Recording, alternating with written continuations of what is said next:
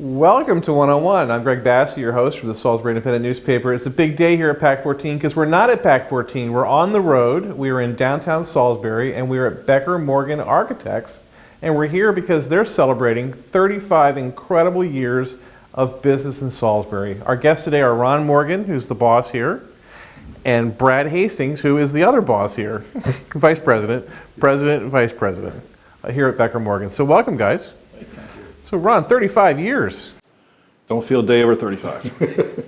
Well, we're sitting in an amazing building, which I was doing some research. I've stumbled on some research about this building, and there were different thoughts about what it should be. At one point, it might even been like the YMCA or the Salvation Army. There was an idea for that. There's lots of visions of downtown Salisbury. At one time, City Council was going to tear the building down. Right, they was like very close, like Very within close. hours of being torn down. It was voted to be torn down. And we appealed. Our office was across the street at the time. We appealed to the city and said, please don't eliminate yet another historic building downtown. And it was such a prominent location, a hinge pin between downtown and the west side at the crossroads of the river here. And it just made so much sense to keep it. So they asked us to put our money where our mouth was. And they put it out for public surplus. And we purchased it in 1989. And it had sat idle for a long time. And we've learned now that people will say, well, they should tear that old building down. It doesn't make any sense. But really, people later are able to find a purpose for it and to restore it like they did across the street. Absolutely. It's important that we respect history and we come up with new uses for older buildings and kind of promote the value of history in our communities. We've lost so much of it around us. And of course, the Great Fire didn't help us either. The Great Fire years prior. This building was burnt down in 1865 in the Great Fire and was rebuilt soon thereafter. So it helps, I think, reinforce generational transfer. It helps, I think, give purpose to historic architecture. And of course, everyone in town, all the business people thought you were crazy to invest money into this thing. Yes. But it is like the cornerstone building for the rebirth of downtown, I think. We'd like to think so. I think it does provide an anchor to the west end of the downtown area. And hopefully a bridge to the future of the west side. It's taken a long time to develop, and we just have to be patient. And we've been here now 33 years, I guess, in this building, and it still feels good as a contribution to downtown. So. Now your business has grown so much. I know when I was a kid, J. Rowland DeShiel built everything. Milford Twillier, J. Rowland DeShiel, or just a handful of those guys. But you have developed that sort of institutional business, and I see that you're doing more and more schools and libraries. Well, that's to Brad's credit. Brad joined us 30 years ago. Wow. 30 years ago, and Brad and I worked on our first school 25 or so years ago, and he's taken over and developed the educational studio, which is one of our dominant sectors.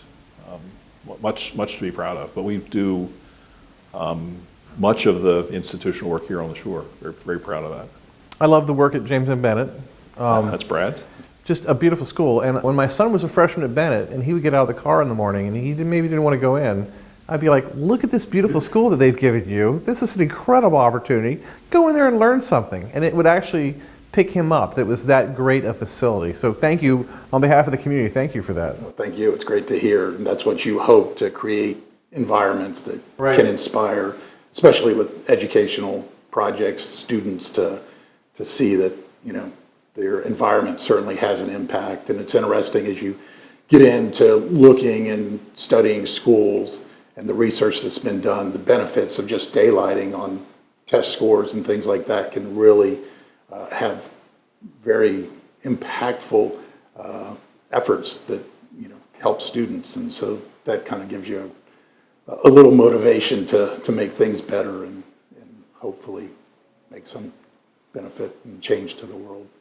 And you all have offices now in Dover and down in North Carolina? Dover, Delaware, Newark, Delaware, and Wilmington, North Carolina. So we've been very fortunate. And doing a lot of work at the beaches in Sussex? We've tried to kind of continue to expand our market and go where projects take us. We were fortunate the new Lewis Library was one of our projects that we're very proud of. And it's nice to have opportunities to kind of create keynote projects that then develop your potential, and people see those and want to know who did them, and hopefully it leads to bigger and better things. I was at a golf event in Pinehurst probably 3 or 4 years ago and got paired up with this guy who was an architect in Charlotte. I told him where I was from, and he said, that Eastern Shore, that's an architectural wasteland down there. There's no one doing any great work. He goes, but I think there's one firm down there that's done some distinctive stuff, but you guys deserve better architects in your community. And I had never thought about it. And then he called me a couple weeks later. He goes, it was Becker Morgan. That was the one I was thinking of. They're the ones that are doing some really great work. And I said, well, I know those guys. Yeah, I think they are doing great work. But I never thought of this as an architectural wasteland. Is that fair? Not sure wasteland's a good description, but it's an emerging frontier. There's perhaps a growing appreciation of the value of civic values, importance of architecture, and its contribution to the environment. It's ever changing. It's historically been perhaps a little more humble in its roots, but I think that's ever changing, ever improving. I think unfortunately some people equate good architecture with being more expensive, and that doesn't necessarily have to be the case. Right. What you make out of a project, some of the simplest projects can really be true architecture, and I think that's one of the things we kind of strive to do is just go a little bit beyond the everyday building and try and bring some added value to projects. And that's the key. I think there's been a departure in recent years towards less commodity and more delight in architecture, and I think clients have seen that translate to the bottom line. I think people want to stay at nice places. The realization is that the rental rate's not that dramatically different between the two. Right. And why not go to a place that's more inspiring, that you really appreciate being. What are some of your all's favorite buildings around? Well, you're sitting in one of my favorite buildings. So we kept this from being torn down. I think that was a really important success story. I thought after you did this one, you maybe would pick another one and do, but that's not really been what you've been about. It's a sustainable model. Yeah. And certainly before us, Bill Ottis did a great job with urban renewal in the downtown area. We did, fortunately, a lot of work with Bill over the years. And we've done a lot of work with Gillis Gilkerson and others who are renovating in the downtown area. It's important to take the opportunity to repurpose buildings to the fullest extent possible, get away from the disposable attitude of temporary architecture. But it's the process and the connection to clients that's really valued. Lighthouse Sound was both of us are golfers. Lighthouse Sound was our first golf club. Often clients ask you to have done several buildings before you're able to do one for them, and that was our first golf club and one of my favorite that we've done. Beautiful, and it's such a functional building as well. If you know that building, where everything's located, the entry points and all that, and the beauty where the restaurants are, and it's got that Shinnecock feel somehow. It's got that, because it is kind of remote out there. It was important to embrace the values of golf and the beauty of that environment. Looking out over Ocean City, it's kind of a skyline vista that's doesn't often exist, and we really enjoyed that project. For me, to sit there by the fireplace and see Ocean City out the left window and watch people on the range, I mean, I love sitting. I can sit there all day. I think they prefer you to be on the golf course. Well, I'm drinking quite a bit when I'm there, so there's that. Yeah. Interesting, that site, one of the successes of that site, we raised the grading 13 feet. So there's 13 feet of fill over a 3-acre section to give that its elevated promenade to look See, at. I thought it was a natural hill. No. Interesting. Yeah, I'm glad you think that. Yeah. No, I really thought it was. But there's lots of others, lots of private residents. You get a chance occasionally to do really interesting architecture for people who are passionate about their living environments. A little more difficult with public architecture that has strong budgets. Brad's department's gotten a lot of notoriety. I think he just told me he won a couple of new design awards today. Wow, congratulations. For public work, which is really tough because you're dealing with the community at large. You're satisfying a client that doesn't speak for itself until it's over. Right. You're also dealing with very modest budgets, usually very disciplined budgets, which makes it more challenging. But the process itself can be very rewarding, and doing that in different communities is just a wonderful opportunity for us. Any favorite buildings? It's like asking, do you have a favorite child? It's everyone kind of has a story. Certainly, James and Bennett is one of our. It looks like a ship. That's part of what we were trying to achieve. It's good to hear, people pick up on that, because you try and develop a story and carry things through, and sometimes people get it. Sometimes they don't, but it's certainly, nice to hear when somebody does pick up on something like that. So, and that was kind of a culmination of a number of years, and that was a project that took a number of years, and to see it come to fruition, and it was very well received. Again, it was won best K-12 project in the United States. Yeah. Won design awards. So it's very satisfying professionally to see that happen, and then to hear the good things that just like you said, that students enjoy that. So that's certainly one of the top projects, one of our largest projects. West Salisbury, which I think would probably be kind of a minor or a middle minor project for you. The solid work, it's just a solid building when you go there. It feels right. It's got that right feel. It's not a showcase thing. It's not on a road that anyone really travels. It's kind of hidden, but it's a very functional and just feels great when you're in there. It's great, nice to hear. Again, we had a very set tight budget there, but we were able to carry that forward and do some things. We feel like the entry there is really inviting, and to see students utilize those spaces. And again, I've heard some really good feedback from some of the teachers that use those spaces. So it just really satisfies you to hear how well things are received there. The new Laurel High School and the new Laurel Elementary School. Wait, whose idea was to put Laurel on there in the big letters? That was mine. It's beautiful because that's how the community feels about itself. There's so much pride up there, and it's just a pride symbol. Laurel, huge. It was really a play off the old grain tower that was right down the road that had Laurel up there in prominent letters. So it was kind of, let's take that idea and use that on the building to kind of play off of that, because it's a rural community, and you want to be respectful and truthful to the community that the school's serving. And again, it's been very well received, and it's really nice to hear test scores increase, and you hope that you might have had a little something to do with that. Yeah. But in contrast to your friend's observation of the wasteland, I think it's an opportunity. We leave in our environment, our built environment, we leave testaments to our civic pride.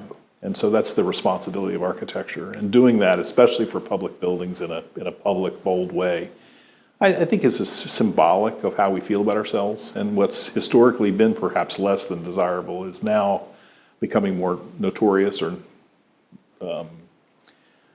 emblems of our pride. That's, I think, very much a positive step towards the future.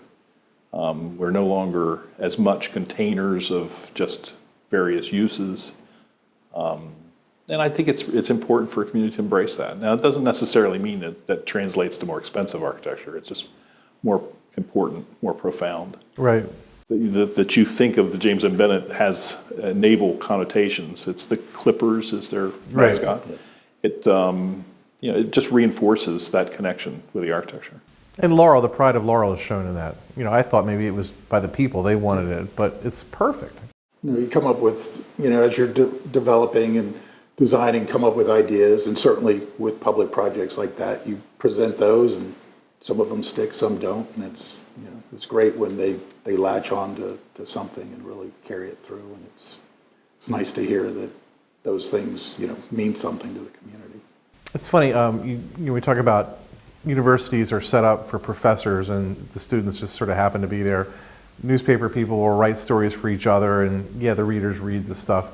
I always imagine that architects are trying to impress each other as well, but you mentioned working with clients and how important that is. And I see some of the really amazing homes that are being built down in Worcester County. You guys did one down in South Point, which is just a crazy house. Done several, yes.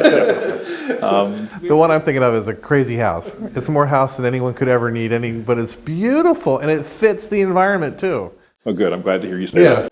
I would be afraid to determine which house that was, but we've been very fortunate to attract people who are interested in doing quality work and embrace the value of enjoying living where you live. The world's such a complicated place, and your refuge at home is so important and dear to many people. And some have the opportunity to do that, and we've enjoyed that throughout the Mid-Atlantic area. It's perhaps through the residential architecture you can get a real feel for personalities and people's preferences, but we live in such a rich community with such great environmental resources. It's nice to be able to take advantage of that. And we've got everything from very contemporary to very traditional to very coastal. Yeah. Because of the regions that we serve. I think back to the old days, my parents built a house in Captain's Hill in West Ocean City in 1968. And they literally clipped the plans out of the Saturday Daily Times, the home of the week, and took it to the contractor, Roland Patty, and said, build us this. And that was how it was done. There was no architect. Which I think reinforced the commoditization Yeah. of construction and architecture at that time, and I think that's ever changing. It's been a slow process. You mentioned that we often design to speak to other architects. We actually have been successful in trying not to do that. We really want to speak to the public at large. Occasionally it gets notice or some accolades from other architects, which is very rewarding, but that's not our pursuit. And I think some firms, so what we call Starchitects, other firms nationally enjoy that opportunity and kind of franchise their design talents. We think it's much more important, at least in our area, to work towards the client's interest and work within a strict budget and accomplish their goals and objectives. And that's when we have done a successful job. One thing that strikes me is that you have so many really, really, really smart people working here. Creative people, design-oriented, thoughtful, thinking all the time. What's it like to lead a group like that? It must be hard. I think we've been very fortunate to attract some exceptional talent and folks that really work well together. I think that's the other thing that kind of distinguishes us in architecture especially can be very egocentric and, but I think we're very fortunate to have a staff that works well together, that family feel. And I think with that, it's easy to kind of get everybody rowing in the same direction when you respect each other and, have open lines of communication. And I think everybody has something to bring to the table. And I think we really look to a lot of the younger staff, especially with today, with building information modeling and more done on the computer, and we're certainly not the most tech savvy folks out there. So you really rely on staff to bring their best to the project, and everybody has something to contribute. And I think we're very fortunate to have folks that are eager to contribute and do a great job on a daily basis. When you start something, is it like, do you take it to them and say, this is what I want it to look like? Or do you say, I want your ideas and I like that one the best? It's kind of a blend. There's lots of different things. You can bring something. In fact, we were talking earlier today about you really look to people to, if you give them something that they're taking and contributing to it, not just regurgitating or just drafting. You want their thought process brought into it as much as yours. So it varies by project and how things go. But if you do come up with some thought or idea, you fully expect them to look at it with a critical eye and bring their best to it. And oftentimes bring an idea that, well, that's brilliant. Hadn't even considered that. Let's get it in there. You get those moments where they completely wow you and you're just like, oh my, I had no idea they were able to do this kind of work. Absolutely. And that's really the most rewarding. But it's a true collaboration. You don't tell people what to do or how to do it. You tell them what you want to accomplish, and try to shaping those goals and objectives is really, really important at the early hours.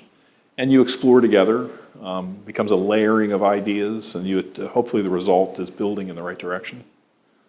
Sometimes that requires more editing and refinement than others.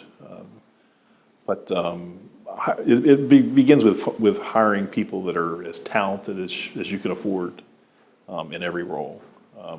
People often ask, when am I going to retire? And I really love what I do, and I think one of the most rewarding things is to be able to take time off and have confidence that there's someone here at all times to be able to handle any task at any level. And so you hire leaders that are your best replacements. And that helps elevate the ship, helps motivate me, helps inspire me, helps challenge me, and I think it does for all of us. We've been really fortunate. I think it depends on who you ask here. Our human resources director may say that there's a bit more challenge. I think if you do good work, people find you, they seek you out. We find it's easier to have to hire those, at least here in the Maryland office. We find it's easier to hire those that have some relationship to the shore, because once they're here, it is the end of the rainbow, if you will. There's not a lot of other opportunities, so we have had some that have relocated here without that connection, have become disappointed or have grown to become disenfranchised with the community. We have others. We have a very successful collaboration with a Pennsylvania university. I think we've got 7 or 8 graduates from their Penn program, from Marywood, Marywood. Oh, Marywood, very okay. small emerging school of architecture that. Just thinking of Jeff Harmon because he's so Mr. Penn State. Yes, he is. Okay. Well, and so was Tom Becker. Tom Becker was a Good point. Was right, a Nittany Lion. Right. We've been just very fortunate to, especially in the Maryland and Dover offices, to recruit in that fashion, have people that are from the area. We have an active intern program in the summer where we allow students from the area to work here, and these are paid internships for the summer, and we get to learn a bit about them, and they us, and hopefully that we're able to be very selective thereafter to create opportunities for both of us. And that's a significant intern program you have. The only reason I know is because you all send me the interns for the summer, and I'm so impressed with the resumes I see on interns. I'm like, they're going to go anywhere they want. I would say that we probably, each summer, there's probably 6 or 8 Yeah, there's a lot. in our organization. Yeah. And it's our recruitment. We've been in that very way. fortunate that the interns, it's almost like you get a chance to test drive each other throughout the summer. We've had multiple interns come back for several summers, and then they know what they're getting into and want to come back. And I think with social media and the younger folks, that they talk to each other, and I think the word spreads that, hey, this is a great place to work, and Right. it starts to sell itself. Do you feel that you're a barometer for the economy? Absolutely. I think it's a true reflection of people's optimism. Yeah. To be able to produce a project of scale as a client, you've got to have a certain level of optimism, that you can borrow the money, that you can pay it back, that you can fill the building or have it for its intended use. So it's that level of optimistic confidence that clients would have. And so this past recession was probably has been the longest, slowest climb out that we've seen. Usually the shore was behind any economic gains or losses. This one has been especially challenging, and it actually has been dramatically impacting on the construction industry. We've lost a lot of really good tradesmen and craftsmen and contractors in that period. So it'll be interesting to see. We see some increasing optimism, some pent-up demand, a lot of activity right now in proposals. So we're, again, increasingly optimistic. It feels like to me, not knowing anything, that you all have a lot of work right now. We do. We're very, very fortunate. I mean, from the Asbury Tower, things Yes. you would never think of you Yes. guys as doing. Yes. I mean, lots of great work. We're fortunate people have grown to trust us with all sorts of different challenges. Those projects are just interesting to do. We have a new structural engineering department in the last 4 years or so, and that tower was needing serious TLC. I think being diversified with having the structural engineering, the civil engineering, architecture, interiors, it allows you opportunities to kind of So that helps you in the economy. find projects and Right. see where things are going, and it just helps to kind of cover multiple bases. Well, and purposely, we branched beyond the Maryland office years ago to enable us to have diversity and opportunities. Yeah, you did an Audi dealership down in Wilmington or Cape Fear, which looks to me like something that would have been designed in Germany or Europe. It's a completely different. It's basically a big box, but it's really cool. Yeah, it's a really, really nice building. It's now that's a national franchise design, but we were fortunate to be able to refine that for the local location there Right. in North Carolina. But that seems like completely different work for you. It is. We're unafraid of new, more interesting challenges. We have 7 market sectors that we specialize in. Brad's educational and such. So we like the diversity. It brings freshness to your day and lots of challenges, some research. Certainly the last 3, 4, or 5 years, things have changed politically here. There's more vision among our leaders. And you see that especially with downtown, with Jake Day being so pro downtown. And the biggest part of downtown, Lot 1, you guys are going to have a role in that redevelopment. It's an exciting project. Interesting, Jake Day interned with our firm when he was a student at James M. Bennett School. I think Jake was working on their landscape garden at the time when he was here. And when he was in architecture school. Yeah. So. Yeah, and if you go to Bennett now, the only thing that survives from the original Bennett is the garden that he did. And I think the courtyard was conceived around, or the building was conceived around that.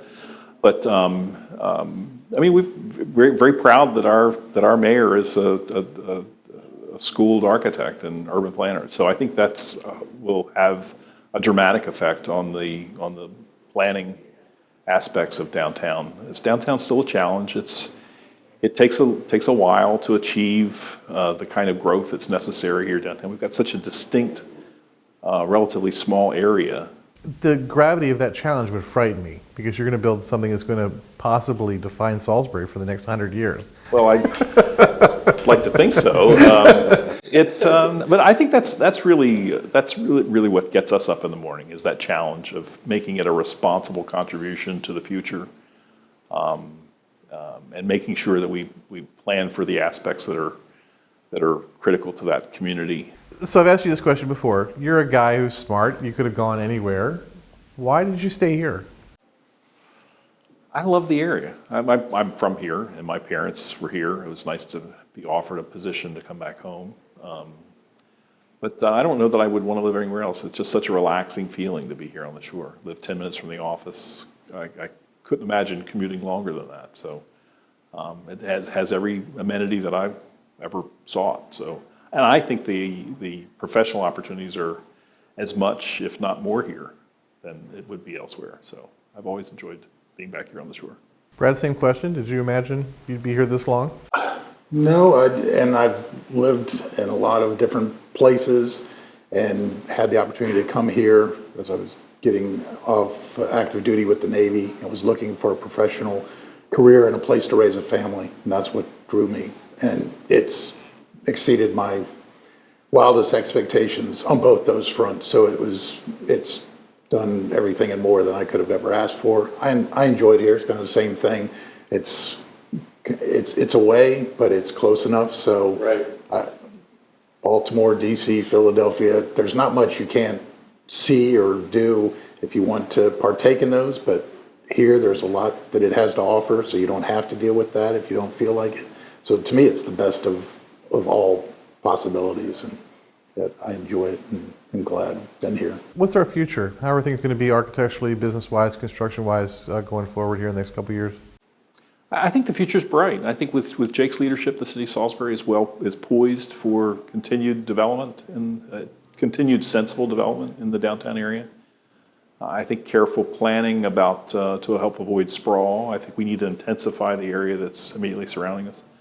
But beyond that, I think people are looking at more environmental responsibilities throughout their planning exercises. So I think that's all positive. So hopefully the architecture improves along with that. I think there's a lot of growth potential for the area as a whole. You see what's happening in Sussex County, and I think it's going to continue. But I think, as Ron mentioned, hopefully that planning and growth is done with some real forethought, so you avoid some of the issues you see in other places.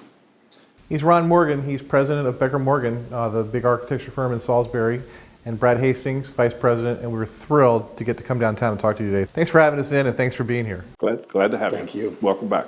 I'm Greg Bassett from the Salisbury Independent newspaper, another edition of 101 right here on PAC 14.